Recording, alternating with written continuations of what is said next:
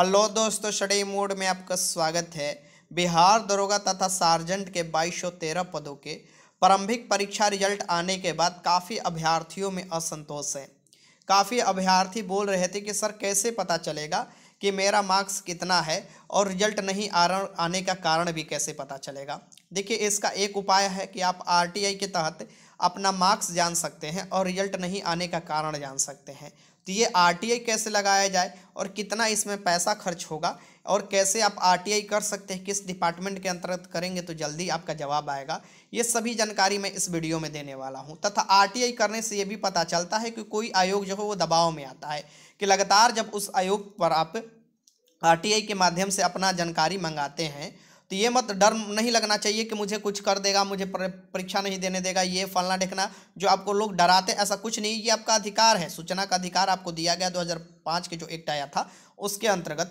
और ये आपको धांधली रोकने में भी बहुत बड़ा हथियार आपको आया है। कोई भी जो भी आपको प्रक्रिया है उसमें पारदर्शिता लाने में भी आरटीआई का अहम भूमिका होता है। ठीक, तो ज़रूर आप आरटीआई अप्लाई कीजिए। चलिए मैं बता देता हूँ कि कितने आसान तरीका है आरटीआई अप्लाई करने का बिहार में और कैसे आप किस विभाग में आरटीआई करते हैं तो आपका जवाब आएगा। पहले आपको गूगल क्रोम में आना है और बिहार आरटीआई सर्च करना है।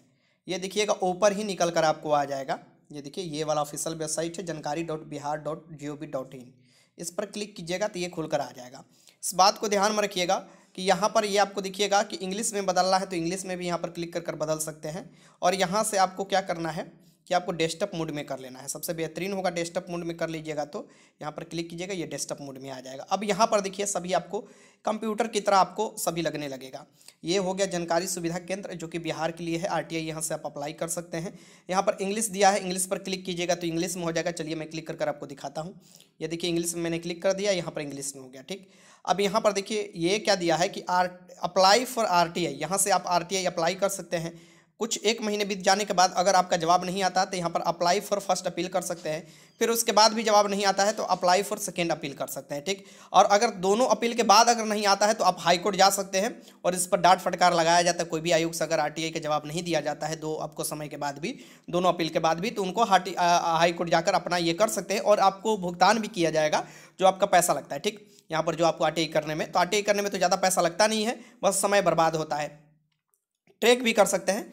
यहाँ पर एक जो नंबर आपको प्रोवाइड किया जाता है, आपको ट्रैक स्टेटस पर क्लिक कीजिएगा तो यहाँ पर ट्रैक कर सकते हैं। ठीक, चलिए सबसे पहले हम आपको आरटीआई अप्लाई करना है तो यहाँ पर आरटीआई अप्लाई पर आपको क्लिक कर देना है। बहुत ही साधारण है, यहाँ पर आरटीआई क्लिक पर आपको अप्लाई कर देना है। अब यहाँ से देख लीजिए जो जो जानकारी है वो यहाँ पर फैक्चुअल डालना है। ठीक, यहाँ पर ये नहीं आपको देखिए यहाँ पर क्या दे रहा है कि जहाँ भी स्टार दिया हुआ है इंडिकेटेड फील्ड आर मैंडेटरी, मतलब कि जो स्टार जहाँ पर लगा हुआ उसे भरना है। जहाँ पर लाल स्टार नहीं लगा होगा उसे छोड़ भी आप सकते हैं। तो सबसे पहले अपना नाम यहाँ पर भरिएगा। ये जो भी आपका नाम है यहाँ पर आपको भर लेना है। ठीक, जो आपको फॉर्म भरे होंगे वही ध्यान रखिएगा, नाम रखिएगा। फिर जेंडर, ऐसे आपको अदर नेम भी आप भर सकते हैं लेकिन कोशिश कीजिएगा वही ना रख लेकिन ये यहाँ पर मेल है तो मेल पर क्लिक कीजिएगा, फीमेल है तो फीमेल पर। ये जरूरी है, ईमेल आईडी पर ही आपका मेल भी आ जाता है आरटीआई का, तो यहाँ पर मेल सही सही डालिएगा। ठीक, फिर आपको मोबाइल नंबर आपको देना पड़ेगा, एक आपका जो मोबाइल नंबर भी चल रहा है, फिर इसके बाद आधार नंबर। ठीक, यहाँ पर आपको क्लिक कीजिएगा तो ये निकल कर आ जाता है। आधार पर क्लिक कीजिएगा तो आपको नंबर क्लियर से खुल कर आ जाएगा। ठीक, तो ये आपको कर देना होगा। फिर यहाँ पर एड्रेस, देखिए एड्रेस जो है यहाँ पर ये आपको क्या है, एक तो आपको एड्रेस देना ही पड़ेगा। मान लीजिए आपका गांव के यहाँ पर नाम लिख दीजिएगा, पोस्ट ऑफिस अपना लिख दीजिएगा और पुलिस स्टेशन लिख दीजिएगा। ठीक, फिर यहाँ पर देखिएगा स्टेट पर यहाँ पर क्लिक कीजिएगा ऐसे तो ये बिहार आ जाएगा। बिहार यहाँ पर देखिए तीसरे यहाँ पर देख सकते हैं बिहार, इस पर क्लिक कीजिएगा। ठीक, यहाँ पर बिहार इंडिकेट करने लगेगा। फिर यहाँ पर डिस्ट्रिक्ट, मान लीजिए आप कौन से डिस्ट्रिक्ट से आते हैं, तो मान लीजिए हमको अगर डालना होता है तो हम कहाँ डालते हैं, रोहतास डालते हैं। ठीक, तो नीचे की तरफ आइएगा, आर से आपको मिलेगा जो भी आपका डिस्ट्रिक्ट होगा वो आप अपना डाल दीजिएगा। यहाँ पर रोहतास हो जाएगा। ठीक, यहाँ पर क्लिक कीजिए, रोहतास हो जाएगा। अब यहाँ पर देखिएगा कि रोहतास तो हो गया। अब यहाँ पर जो यहाँ पर देखिएगा मैं जो आपको रेड स्टार दे रहा है वो तो मैंडेटरी है, ये सब नहीं भी डालिएगा ना, तो ये सब कोई ज़रूरी नहीं है, ये डालना कोई ज़रूरी नहीं। यहाँ पर पिन कोड जैसे ही डालिएगा आपका सब यहाँ पर डिटेल्स निकल कर आ जाएगा। जैसे मैं आपको यहाँ पर क्लिक करता हूँ और जैसे देखिएगा पिन कोड का दूसरा अक्षर मैं डालूंगा क्योंकि मैं बार बार आरटीआई करता हूँ। तो यहाँ पर देखिए 82, यहाँ पर देखिए जैसे ही मैंने डाला यहाँ पर ऊपर वाला आप देख रहे हैं ना, ये देखिए ये ऊपर वाला ये मेरे गाँव का ही पिन कोड है। अब यहाँ पर आप देखिएगा क्लिक कर दीजिएगा तो ये आपका पूरा डिटेल्स आपका अपने आप ही शो करने लगेगा। मेरा गाँव कहाँ पर है, यहाँ पर देखिए सभी ये आपको डिटेल्स दे दिया। उसी में मैंने पुलिस स्टेशन कहाँ डाला है, पोस्ट ऑफिस कहाँ डाला है, ये सब चीज़ दे देता है। ठीक, फिर यहाँ पर नीचे की तरफ आइएगा। अब ये देखिएगा आपको बॉडीज मिलेगा। वो तो आपको प्राइमरी था कि आपको भरना था आपके आरटीआई कहाँ पर जवाब भेजा जाएगा, आप कौन है और आपकी पहचान क्या है, ये सब के लिए यहाँ से आपको स्टार्ट होगा। देखिए जिस डिपार्टमेंट से आपको जानकारी मंगाना है उस बारे में ज़रूर आपको पता होना चाहिए। जैसे कि बिहार दरोगा का जो भी फाइनल प्रक्रिया देखा जाता है वो कहीं ना कहीं जो मैं डिपार्टमेंट बताऊंगा उसी के अंतर्गत देखा जाता है। मैं आपको बता भी दूंगा, क्योंकि जो भी फाइनल लिस्ट जारी किया जाता है या जिला भी आवंटन किया जाता है तो उन्हीं के देखरेख में किया जाता है। जैसे कि आपकी जानकारी और भी तरीका से आ सकता है और भी डिपार्टमेंट से, लेकिन उसमें काफ़ी देरी लग जाएगा। ठीक, जैसे CSBC का प्रक्रिया मैं बार बार RTI करते रहता हूँ तो CSBC जल्दी से मुझे RTI कैसे कर देता है, क्योंकि उसी डिपार्टमेंट के अंतर्गत मैं आपको जानकारी मंगाता हूँ। यहाँ पर आप देख सकते हैं कि जो डिपार्टमेंट है इसमें कौन सा डिपार्टमेंट आपको चूज करना पड़ेगा। तो यहाँ पर नीचे की तरफ आपको स्क्रॉल कीजिएगा, वहाँ पर क्लिक कीजिएगा तो, और यहाँ पर आपको सीधे आ जाना है डायरेक्टर जनरल ऑफ पुलिस। ठीक, director general of police means की आरक्षी महानिदेशक जिससे बोला जाता है। कोई भी जो ऑर्डर पास किया जाता है इनके ही आपको देखरेख में पास किया जाता है। तो डायरेक्टर जनरल ऑफ पुलिस पर आपको जाना है और ये इसको आप क्लिक कर सकते हैं। बहुत से लोग कार्मिक विभाग के अंतर्गत भी मंगाते हैं, बहुत से लोग गृह विभाग के अंतर्गत भी मंगाते हैं, लेकिन मुझे जहाँ तक लगता है आपको यही करना होगा। अगर मान लीजिए डायरेक्ट BPSC से मंगाना होता तो BPSC का तो इसमें दिया हुआ है, लेकिन BPSSC का नहीं दिया हुआ है। CSBC या BPSSC मीन्स की कांस्टेबल या दरोगा की जो भी है इसी के अंतर्गत मंगाया जाता है। देखिए यहाँ पर साफ साफ दिया है BPSC को दिया हुआ है, यहाँ से आप डायरेक्ट क्लिक कर लेते हैं। लेकिन आपको किसके अंतर्गत मंगाना है, आपको तो BPSSC के अंतर्गत मंगाना है, तो आपको यही काम करना पड़ेगा। ठीक, फिर से मैं बता देता हूँ यहाँ पर कौन सा आपको क्लिक करना पड़ेगा। तो director general of police means की हिंदी में आप कीजिएगा तो आरक्षी महानिदेशक लिख कर आपको आएगा। ठीक, यहाँ पर क्या कर लेना है, क्लिक कर लेना है। ठीक, अब यहाँ पर कीजिएगा तो यहाँ पर फिर देगा आपको फाइल। यहाँ पर फाइल भी आपको अपना एडमिट कार्ड आप लगा सकते हैं। तो यहाँ पर फाइल पर जैसे क्लिक करते हैं जैसे ही क्या आपको, तो यहाँ पर फाइल निकल कर आ जाएगा। तो मुझे फाइल अपलोड करना होता है तो मैं फाइल से अपना निकाल कर अपलोड कर देता हूँ। ठीक, फिर आप देखिए फिर आपको नीचे की तरफ आइएगा तो सबसे महत्वपूर्ण यहाँ सब्जेक्ट को छोटा ही रखिएगा। ठीक, मैं भी छोटा रखने की कोशिश किया हूँ। यहाँ पर देखिए मैं क्या है, जो भी मान लीजिए जिनका रिजल्ट नहीं हुआ है वो क्या जानेंगे, सबसे पहले वो क्या जानने के लिए इच्छुक होते हैं कि हमारा मार्क्स कितना है। कट ऑफ तो इनके द्वारा दे दिया गया है, मार्क्स जैसे ही पता चलता है आपको पता चल जाता है कि मेरा मार्क्स इतना है, मेरा कट ऑफ से ज़्यादा है कि नहीं है।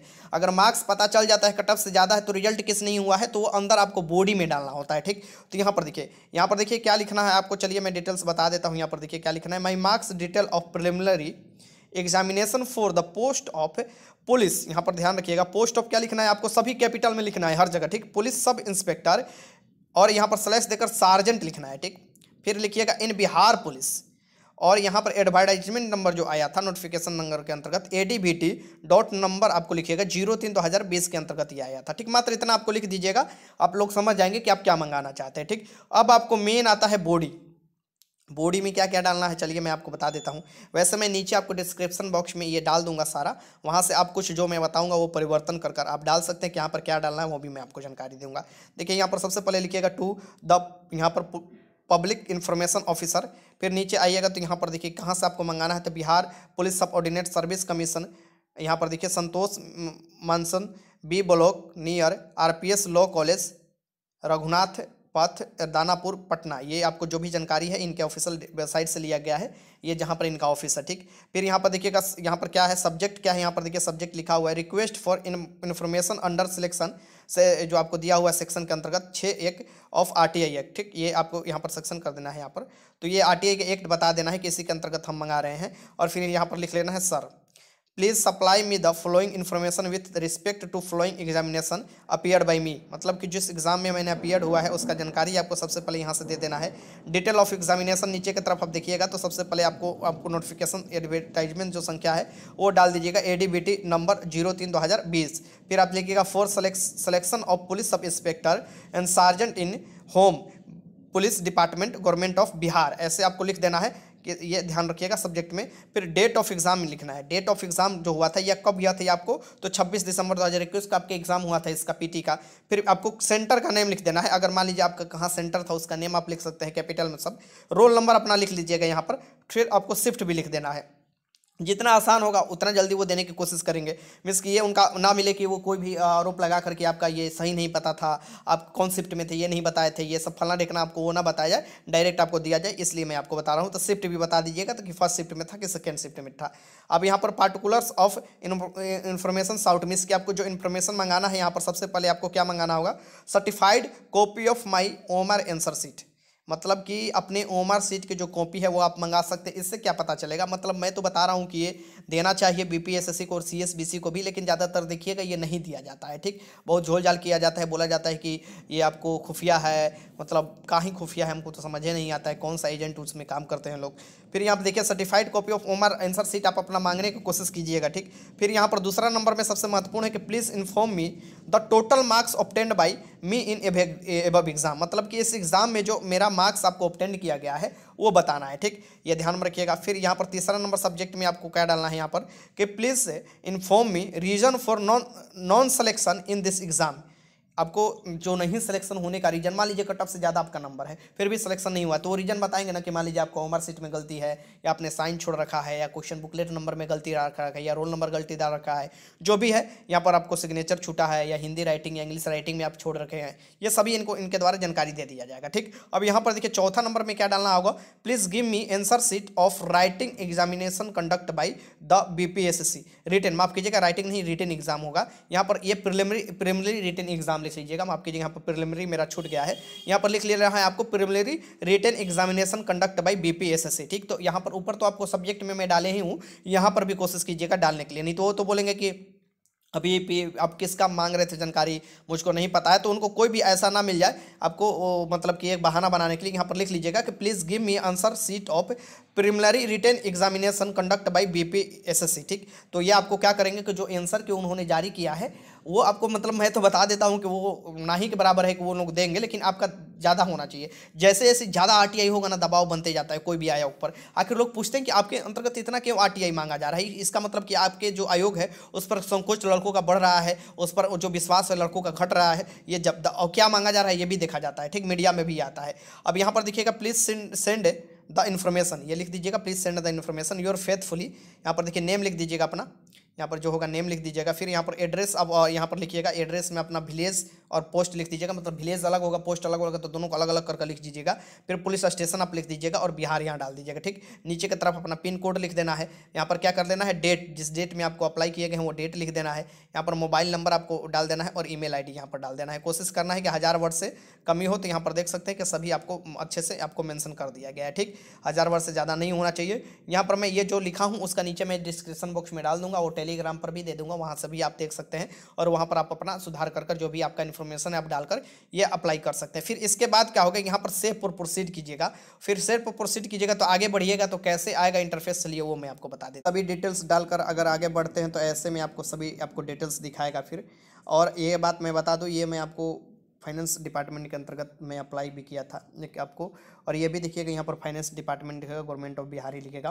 फिर यहाँ पर देखिएगा आगे की तरफ बढ़िएगा तो आपको 10 रुपया कटता है, उसमें मान लीजिए कुछ और भी जोड़ लेता है 1-2 रुपया तो वो कट जाता है। ठीक, यहाँ पर आपको पेमेंट गेटवे भी देगा, आप अपना क्रेडिट कार्ड, नेट बैंकिंग या आपको जो भी है डेबिट कार्ड है उसके माध्यम से आप पैसा कटवा सकते हैं। बहुत आसान है पैसा कटवाना। कभी कभी क्या होता है कि बहुत लोग एक साथ ये करने लगते हैं ना, तो इसका भी सर्वर प्रॉब्लम हो जाता है। लेकिन अगर अप्लाई आप कर देते हैं सही से इन्फॉर्मेशन डालकर और सही पता डालकर तो कोई दिक्कत नहीं होता है। और चलिए मैं आपको बता देता हूं कि मैं क्यों बोला हूं आपको कि किस डिपार्टमेंट के अंतर्गत आपको करना। पर आप देख सकते हैं कि जो ये आदेश जारी किया गया था, यह ऑफिशियली आदेश जारी किया गया था और यहाँ पर देखिए पुलिस महानिदेशक बिहार के आदेशानुसार ये क्या है, जो जिला आवंटित किया गया था उसके बारे में ये दिया हुआ है, जो 13/1/2022 को आदेश जारी किया गया था। ठीक, ये जो आपको पुलिस मुख्यालय द्वारा भी आपको यहाँ पर देखिए कार्मिक और कल्याण विभाग, तो यहाँ पर जो भी आपको डालना है यहाँ पर आपको ये भी डाल सकते हैं पुलिस महानिदेशक भी और कार्मिक और कल्याण विभाग भी डाल सकते हैं। ये ध्यान में रखिएगा, ये अब पुलिस महानिदेशक डायरेक्ट डालिएगा तो इतना जब आपको पहुँचता है यहाँ पर,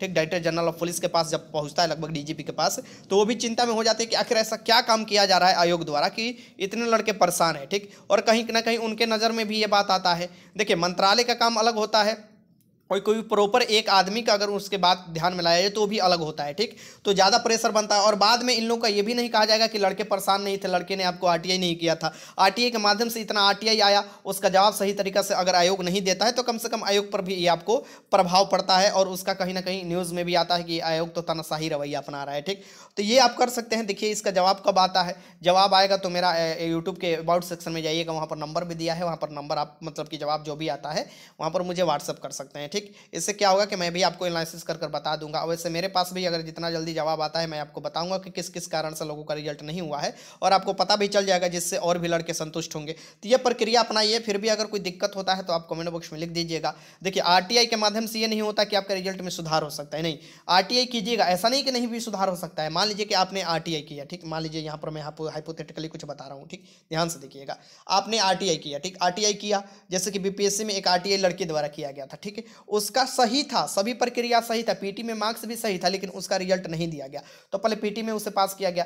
एक तो लड़की इतना थी कि सभी आपको उसका कटअप भी, मेंस में भी कटअप अधिक था, आपको इंटरव्यू सभी प्रक्रिया होने के बाद भी सही था, लेकिन उसके जगह पर किसी और उसी के नाम को आपको रिजल्ट दे दिया गया था। तो उसने आपको के आरटीआई के तहत अपना जानकारी मंगा कर लाया, फिर उसने हाईकोर्ट मूव किया, और हाईकोर्ट मूव करने के बाद वो पता चला कि सही में वो अभ्यर्थी है, और फाइनली उसका ज्वाइनिंग कराना पड़ा। बीपीएससी का ये मैं आपको खेला बता रहा हूँ, ठीक। तो ये तो उससे भी छोटा आयोग है। तो ऐसे भी प्रक्रिया आपको देखने को मिलता है। तो ये तो आपका हक है। आरटीआई में कितना पैसा लगता है महाराज? कुछ नहीं पैसा लगता है। जब उतना फॉर्म भरने में आप पैसा लगा देते हैं तो आरटीआई के तहत आपको जवाब भी लाना चाहिए। इससे कोई भी आयोग पर प्रेशर बनता है, और उसके जो आपको पारदर्शिता है उस पर भी सवाल उठता है कि इतने लड़के जो आरटीआई कर रहे हैं, तो कहीं ना कहीं जरूर कुछ बात हुआ है, तो वो न्यूज़ में भी आएगा। तो इसलिए मैंने आपको बताया, इससे आपको पता चल जाएगा कि आपके कहाँ गलती हुआ है। अगले बार सब गलती नहीं कर सकते हैं। कटअप अगर कम होगा, मार्क्स कम होगा, तो भी पता चल जाएगा, ठीक। तो यही मैं आपको जानकारी के लिए वीडियो बनाया। काफ़ी अभ्यर्थी बोल रहे थे कि सर बता दीजिए आरटीआई कैसे किया जाता है। फिर भी अगर कोई डाउट बच जा रहा है तो आप जरूर कमेंट बॉक्स में लिख दीजिए। मैं उस पर भी आपका डाउट क्लियर कोशिश करूंगा खत्म करने के लिए। और बीपीएसएससी से भी बार बार मेरा यही डिमांड होता है कि कम से कम आप आंसर की जारी कर दीजिए। इससे क्या होगा कि लड़कों को पता चल जाएगा कि आपके आंसर मान रहे और लड़के क्या आंसर मान रहे हैं। इसके साथ ही मैं वीडियो अंत कर रहा हूँ। वीडियो देखने का आपका बहुत बहुत धन्यवाद।